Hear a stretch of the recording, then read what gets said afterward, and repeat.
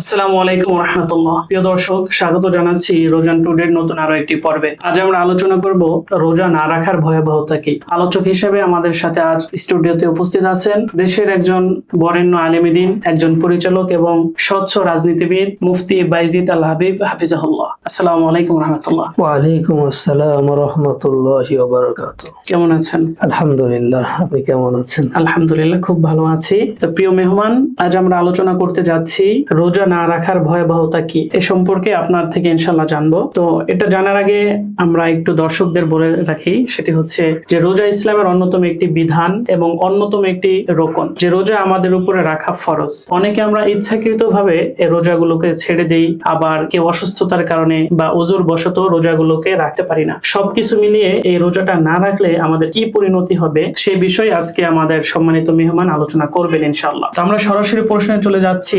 আমাদের প্রথম প্রশ্ন হচ্ছে যে রমজানের রোজা ইসলামে কতটা বাধ্যতামূলক? প্রথমে আমি আন্তরিকভাবে ধন্যবাদ জানাই রোজান টুডে উদ্যোগে আজকের এই প্রশ্ন উত্তর আলোচনায় আমাকে আহ্বান করার জন্য। এই হাদিসের মধ্যে বলা হয়েছে ইসলামের ভিত্তি হলো পাঁচটি। বুনিয়াল ইসলাম আলা খামসিন শাহাদাতি আল্লাহ ইলাহা ইল্লাল্লাহ। এই হাদিসের মধ্যে বলা হয়েছে যে ইসলামের ভিত্তি হলো পাঁচটি।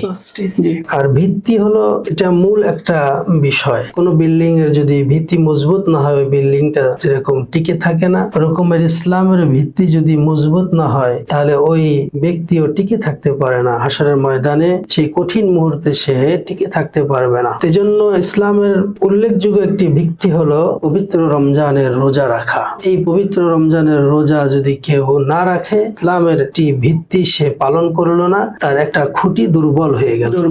আর এই দুর্বল খুঁটিবিহীন, দুর্বল খুঁটিওয়ালা বিল্ডিং যেরকম মজবুত হয় না, ওরকম ওই ব্যক্তির ঈমান আমলটা মজবুত হবে না। সেজন্য রোজা অত্যন্ত গুরুত্বপূর্ণ একটা আমল। তাহলে আমরা বুঝলাম যে রমজানের রোজা আমাদের সকলের জন্য আবশ্যক। যেমন পিলার যেমন একটা বিল্ডিং এর জন্য আবশ্যক, ঠিক তেমনি রোজাও একটা ইমানদারের ইমানকে শক্ত মজবুত করার জন্য আবশ্যক। অবশ্যই।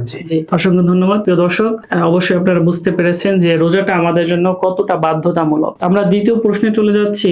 আমাদের দ্বিতীয় প্রশ্ন হচ্ছে যে যদি কেউ রোজাকে অস্বীকার করে বা ইচ্ছাকৃতভাবে রোজা ত্যাগ করে, তাহলে তার পরিণতি কি হবে? আসলে আল্লাহ পাকের হুকুম এটা প্রত্যেকটা মানুষের জন্য পালন করা আবশ্যক। আল্লাহর হুকুম পালন করলে যেরকম ভাবে তার প্রতিদান ভালো, আবার আল্লাহর হুকুম ছেড়ে দিলে তার প্রতিদানও হয় খুব ভয়ঙ্কর। তো পবিত্র রমজানের রোজা যদি কেউ ইচ্ছাকৃত ভাবে ছেড়ে দেয়, অবহেলা করে ছেড়ে দেয়, তাহলে তার শাস্তি কেমন হবে?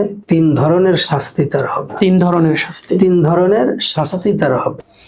প্রথমত, দুনিয়ার শাস্তি হলো যে তার দিনটা সে সুন্দরভাবে কাটাতে পারবে না, তার মধ্যে একটা অস্থির অস্থির ভাব থাকবে, মনের মধ্যে কোনো আনন্দ থাকবে না, মনের আনন্দ ফুর্তিকে আল্লাহ পাক উঠিয়ে নিবে। দ্বিতীয় শাস্তি হলো আল্লাহ পাকের লানত, জিবরাইল আলাইহিস সালামের লানত এবং নবী আলাইহিস সালাতু ওয়াস সালামের লানত তার উপর পড়বে। নবী আলাইহিস সালাম এক সময় বয়ান দেওয়ার জন্য উঠতেছিল, তখন নবী আমিন আমিন বলেছেন। বয়ান শেষ করার পরে সাহাবীরা জিজ্ঞেস করলেন, আল্লাহর নবী, আপনি কখনো এরকম আমল করেন নাই? মেম্বারে ওঠার সময় আমিন আমিন বললেন, আগে তো শুনি নাই।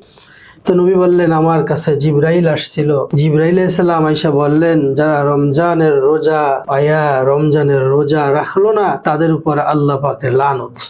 তো আমি তখন আমিন বলেছি। এত ফেরেশতা দোয়া করেছে, বদদোয়া, নবী আলাইহিস সালাম আমিন বলেছে। কত ভয়ঙ্কর একটা বিষয়। অবশ্যই অনেক ভয়ঙ্কর। কত ভয়ঙ্কর একটা বিষয়। জন্য আমাদের প্রত্যেককেই পবিত্র রমজানের রোজা রাখা আবশ্যক, আমাদের রাখার প্রয়োজন। অসংখ্য ধন্যবাদ। প্রিয় দর্শক, আশা করি আপনারা বুঝতে পেরেছেন যে আমরা যারা ইচ্ছাকৃতভাবে রমজানের রোজাকে ত্যাগ করি, রাখি না ইচ্ছাকৃতভাবে, তাদের পরিণতি আসলে কিয়ামতের ময়দানে কেমন হবে, এবং সরাসরি ফেরেশতা সহ রাসূল সাল্লাল্লাহু আলাইহি ওয়াসাল্লামের বদদোয়া তার উপরে গিয়ে পড়তেছে।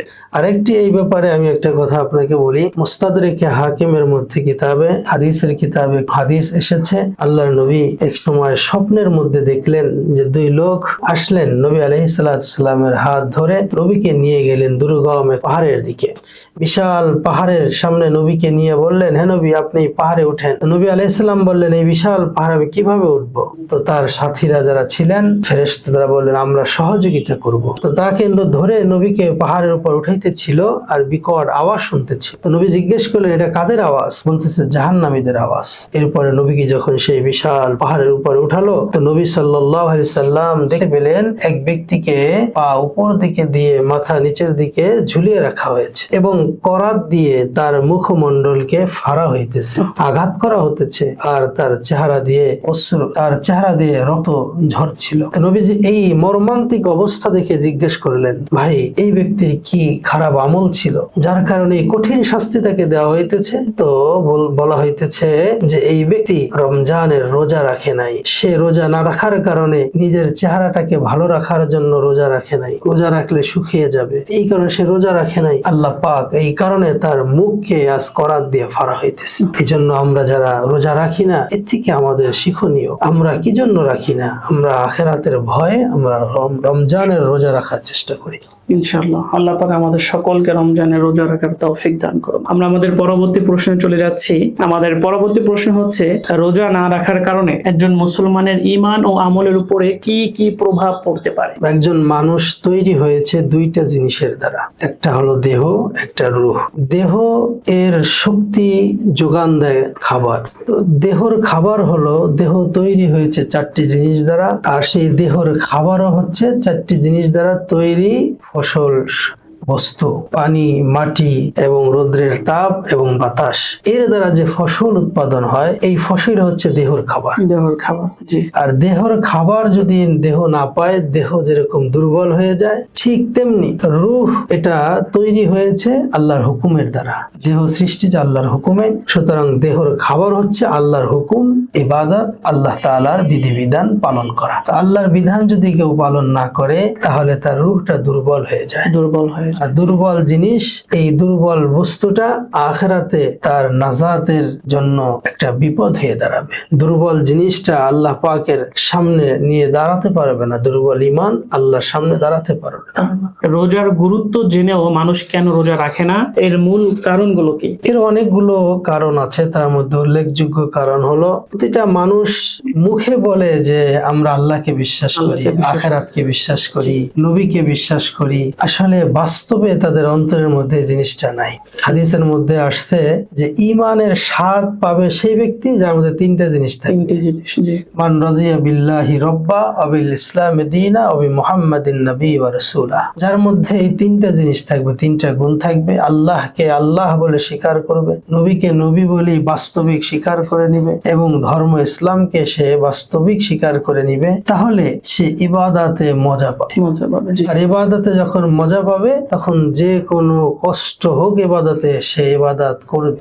আর আল্লাহর ভয় যখন থাকবে না, তখন মানুষ সাধারণ একটা জিনিসও করতে চায় না। জন্য মূলত আল্লাহর ভয় হলো আমাদের প্রয়োজন। তাহলে দেখা যায় আমরা যদি তাকওয়া বেশি অর্জন করি বা আল্লাহর ভয় যদি বেশি অর্জন করি, তাহলে আল্লাহর ইবাদত আমাদের বেশি বেশি করা যাবে, করতে পারবো আমরা। আল্লাহর ভয় যদি আমাদের মধ্যে থাকে, তাহলে ইবাদতের মজা পাবো, ইবাদত করতে আমাদের আগ্রহ তৈরি হবে। জি, অবশ্যই। আচ্ছা, এই ক্ষেত্রে যদি আমরা বলি যে সূরা বাকারার ভিতরে আছে, শুরুর দিকে আসছে যে কাফের নাসারা যারা ছিল, তারা রাসূল সাল্লাল্লাহু আলাইহি ওয়াসাল্লামের সামনে এবং সাহাবীদের সামনে তারা বললেন যে আমরা তো আল্লাহর উপর ঈমান আনছি, আখিরাতের উপর ঈমান আনছি, কিন্তু পরবর্তীতে আল্লাহ বলে যে তারা এই কথা বলে কিন্তু তারা মোটেও ঈমানদার নয়।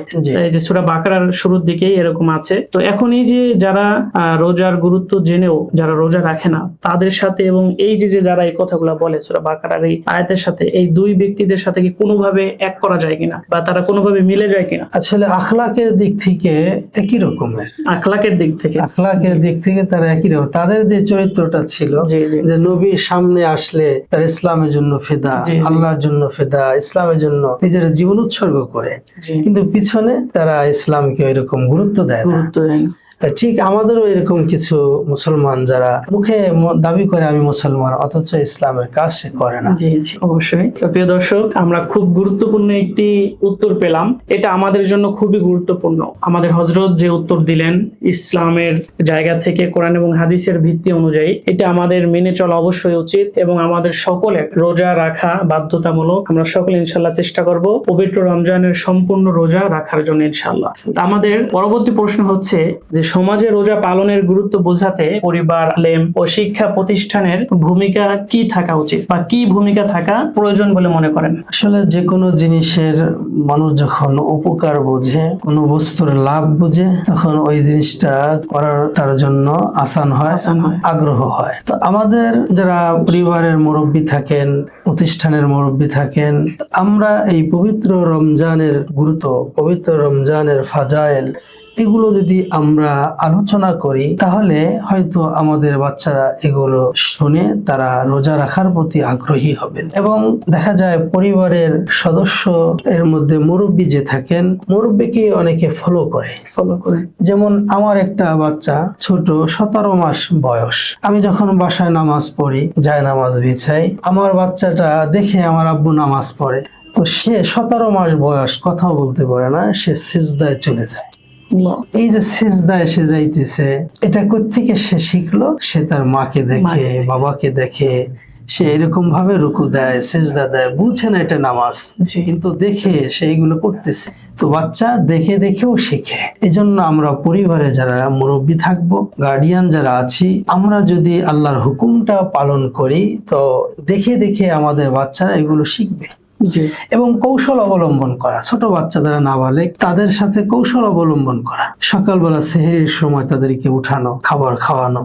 তার রোজা রাখতে কষ্ট হবে, তাই তাকে বলা যে তুমি দুপুরবেলা খানা খাবা, তাহলে তোমার একটা রোজা হলো, রোজা হয়ে যাবে। আবার দুপুরবেলা খাবা, এরপরে আবার ইফতার করবা, 2টা রোজা হলো। তো বাচ্চাদেরকে, নাবালিগ বাচ্চাদেরকে এইভাবে উদ্বুদ্ধ করা, তাহলে বাচ্চাদের মধ্যে একটা অভ্যাস হয়ে যাবে। ছোটকাল থেকে যে জিনিসের অভ্যাস হয়, ওই যেটা বড় হলো সহজ হয়। জি, এটা থেকে যায়। এই জন্য ছোটকাল থেকে বাচ্চাদেরকে রোজা রাখা, নামাজ পড়া, আল্লাহর হুকুম পালন করার প্রতি আগ্রহ তৈরি করা। তো আমরা তো জানি যে আপনি একজন পরিচালক, একজন মুহতামিম, আপনার অধীনে প্রায় 200+ ছাত্রছাত্রী আছে। তো এই যে আপনার যে পরিচালনার জায়গা থেকে আপনি তাদেরকে কি ধরনের দিক নির্দেশনা দেন ইসলামের ক্ষেত্রে, রোজার ক্ষেত্রে, নামাজ ইত্যাদি, পর্দার ক্ষেত্রে, সর্ববিষয়ে আপনি তাদেরকে কিভাবে পরিচালনা করেন? আমার মাদ্রাসার নাম দারুন নাজাত মহিলা মাদ্রাসা, টিকিরহাট 1 নং ব্রিজ। জি। আমার মাদ্রাসার শিক্ষার্থী যেহেতু মেয়ে, তো মেয়েদের ক্ষেত্রে আমি 2টা জিনিসকে গুরুত্ব দেই। জি। একটা হলো কোরআন তেলাওয়াত, আর একটা হলো আল্লাহর হুকুম, ইবাদত, বিশেষ করে পর্দা এবং নামাজ। জি। তো কোরআন তেলাওয়াত এবং পর্দা ও নামাজের গুরুত্ব আমি দেই, এজন্য আমরা নিয়মিত তালিমের ব্যবস্থা রেখেছি। আমরা প্রতিদিন বাচ্চাদেরকে ফাজাইলে আমাল এবং বিভিন্ন ধরনের মুরব্বীদের লেখা কিতাবগুলো আমরা তালিম করি, যাতে একটা বাচ্চা নামাজের প্রতি আগ্রহী হয়, পর্দার প্রতি আগ্রহী হয়। এই রমজানে আমরা রোজার ফাজাইল নিয়ে আলোচনা করি। তো বাচ্চার মধ্যে রোজার গুরুত্ব এই পরিমাণে আসছে যে অনেক ছোট ছোট বাচ্চা তারা রোজা রাখতে চায়। আমরা নিষেধ করি যে তুমি ছোট রোজা রাখা লাগবে না, অথচ সে আমাদের এই আলোচনা শুনে, রোজার গুরুত্ব ফজিলাত শুনে সে এমন আগ্রহী যে রোজা রাখার জন্য সে কান্নাকাটি করে। আমরা যদি বলি তোমার কষ্ট হয়, রাখা লাগবে না, তো অভিভাবক দিয়ে আমাদেরকে ফোন দেওয়ায় যে আমার এই মেয়েটাকে রোজা রাখতে দেন। মাশাআল্লাহ, এর থেকে বোঝা যায় যে আলহামদুলিল্লাহ মাদ্রাসার আমাদের তালিমের কারণে, আমাদের এই তরবিয়তি আলোচনার কারণে ছোট ছোট নাবালিগ শিশুরাও তারা পর্দায় অভ্যস্ত, রোজায় অভ্যস্ত। এজন্য আমাদের প্রত্যেকটা পরিবারে এরকম তালিমের ব্যবস্থা রাখা, ঘরের মধ্যে তালিমের ব্যবস্থা রাখা, তাহলে ছোট থেকেই বাচ্চারা ইবাদতের প্রতি আগ্রহী হবে ইনশাআল্লাহ। তো প্রিয় দর্শক, আপনারা অবশ্যই এতক্ষণ আলোচনা শুনতেছিলেন। বিশেষ করে আমাদের যে শেষ প্রশ্নটা ছিল যে রোজা রাখার ক্ষেত্রে পরিবার, আলেম, শিক্ষা প্রতিষ্ঠানের কি ভূমিকা হওয়া উচিত, আমরা আমাদের সম্মানিত মেহমানের থেকে জানতে পারলাম এবং তার থেকে শুনে এটাই বুঝলাম যে আসলে পরিবার থেকে আমাদের ওই যে আমাদের ছেলে সন্তান যারা থাকে তাদেরকে আমাদের সাথে সব সময় লাগিয়ে রাখা, যখন নামাজ পড়ি ওই অভ্যাসে তাদেরকে ওই অভ্যাসটা তৈরি করে দেওয়া। এবং শিক্ষা প্রতিষ্ঠানের ক্ষেত্রে নামাজ, রোজা, ইবাদত এক্ষেত্রে আমাদের বেশি বেশি তালিম করা, কোরআন তেলাওয়াতের ক্ষেত্রে আমাদেরকে বেশি বেশি আগ্রহী করা। যদি এগুলো আমরা করতে পারি তাহলে আমাদের ছেলে সন্তান, আমাদের ফ্যামিলির যারা মেম্বার আছে এবং আমাদের শিক্ষা প্রতিষ্ঠানের যে শিক্ষার্থী বিন্দু আছে তারাও দিনের ক্ষেত্রে দিনের প্রতি অনেক আগ্রহী হবে বলে আশা করি ইনশাআল্লাহ। তো সকলে ভালো থাকবেন, সুস্থ থাকবেন। আজকে আমাদের আয়োজন এই পর্যন্তই। দেখা হবে নতুন আরো একটি পর্বে ইনশাআল্লাহ। আসসালামু আলাইকুম ওয়া রাহমাতুল্লাহ।